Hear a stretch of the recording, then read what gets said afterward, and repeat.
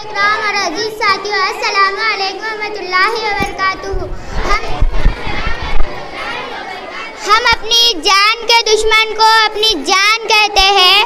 हम अपनी जान के दुश्मन को अपनी जान कहते हैं। मोहब्बत की इसी मिट्टी को हिंदुस्तान कहते हैं। सबसे पहले आप तमाम को मेरी तरफ से मुल्क हिंदुस्तान की आज़ादी की बहुत बहुत मुबारकबाद पेश करती हूँ।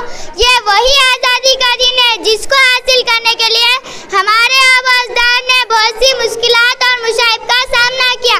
ये वही आज़ादी का दिन है जिसको हासिल करने के लिए हमारे आवाज़दार ने बहुत सी मुसाइब को पेश किया।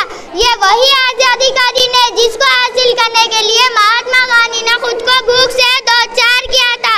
ये वही आज़ादी का दिन है जिसको हासिल करने के लिए अशफाकुल्लाह खान फांसी के फंदे को चूमा।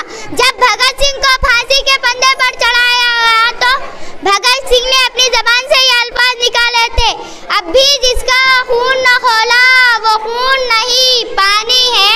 अब भी जिसका खून न खोला वो खून नहीं पानी है। जो देश के काम ना आए वो बेकार जवानी है। हिंदुस्तान की तारीख बोल रही है कि मुल्क हिंदुस्तान को आज़ाद कराने में बहुत से लोगों ने अपना अहम रोल अदा किया। अगर हम बहादुर शाह जफर की बात करें तो 1857 की जंग में बहादुर शाह जफर को रंगून की काली कोठरी के पीछे ढकला गया तो अंग्रेजों ने कहा था, दम दमे में दम नहीं अब खैर मांगो जान की।